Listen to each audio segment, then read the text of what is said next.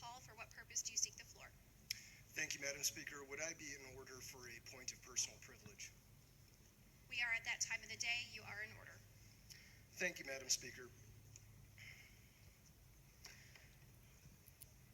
For the public at home, oftentimes it's very difficult to understand what is happening in state government, either due to a lack of information or just the complexity of information that they receive. It's hard to connect the dots between individual pieces of what's happening in state government and how it affects them. And I think it's important. I haven't offered a point of personal privilege yet this session.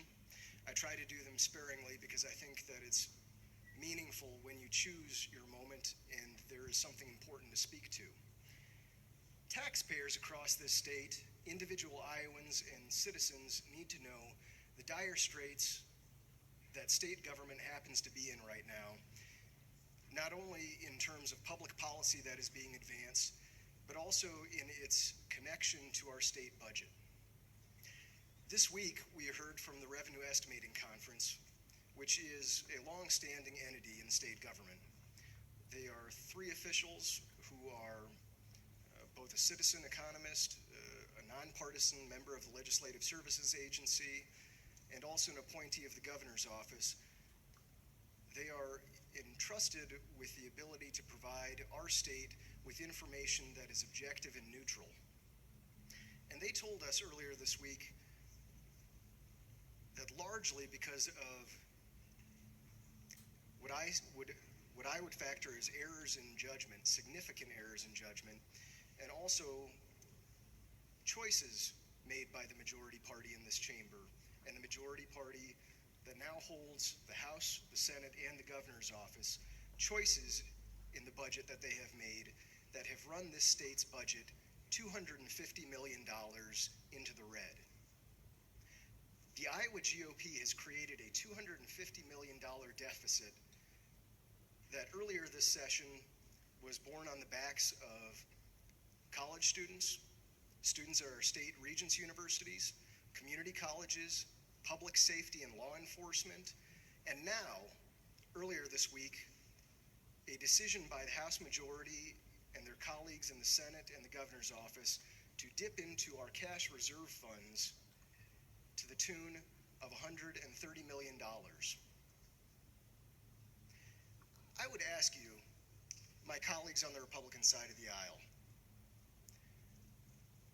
what choices that are being made here in this chamber right now are the ones that you campaigned on?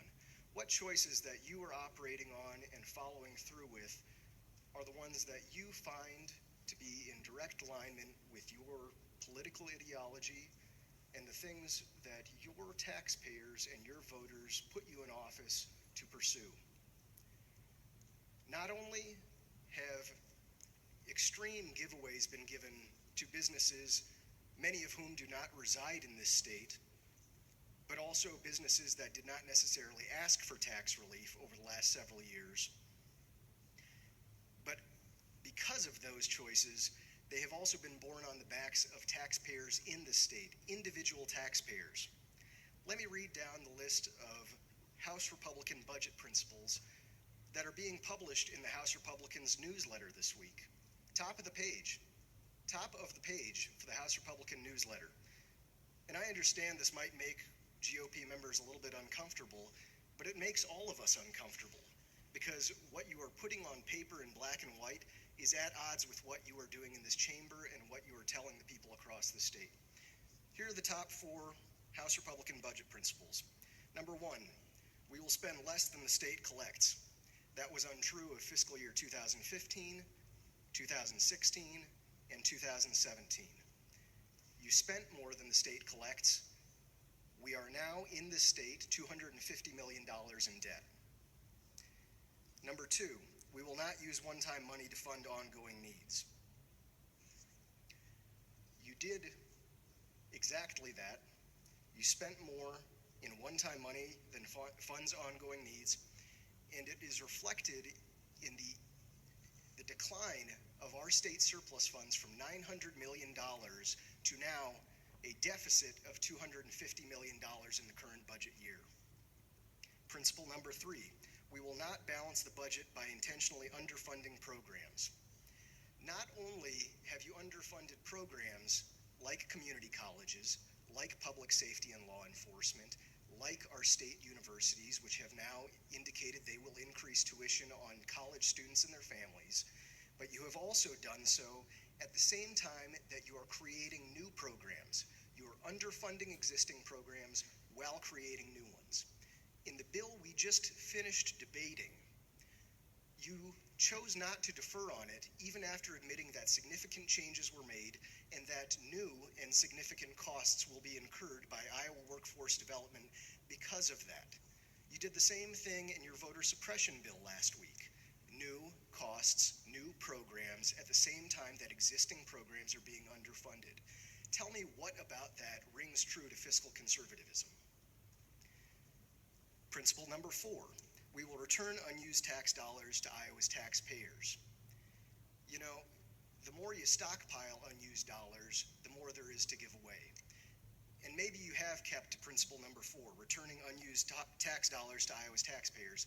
The thing that I would question and the difference that I would project between House Republicans and House Democrats at this moment in time is that at least House Democrats are willing to consider tax relief when it goes to Iowa's individual taxpayers, when those tax dollars can be returned to working Iowans. What has been true of the GOP this session and throughout this session is that while ignoring and while choosing not to defer on legislation that actually incurs budget circumstances adverse to Iowa's taxpayers, while choosing to ignore that, you have pursued an agenda that is political and ignores some of the principles that you did campaign on. If fiscal responsibility is something that each and every one of you believes in fully, if fiscal conservatism and being responsible to the budget that already exists before you choose new programs and create new things is something that you really think is the right thing for Iowa's taxpayers, I encourage you to live up to that.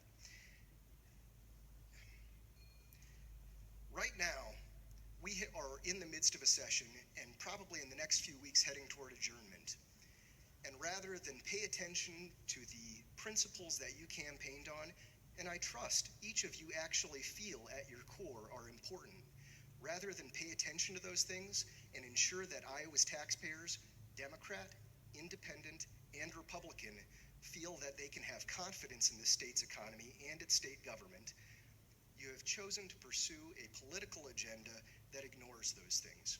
You have chosen to pursue ideology at the expense of the people who voted you into office, at the expense of your own constituents, and bill after bill, week after week, you have taken shots at Iowa's working families instead of managing the state budget and willingly asking each other the hard questions, expecting more of yourselves and expecting more of each other. Thank you, Mr. Speaker. You have all heard the motion from the gentleman from Polk to adjourn.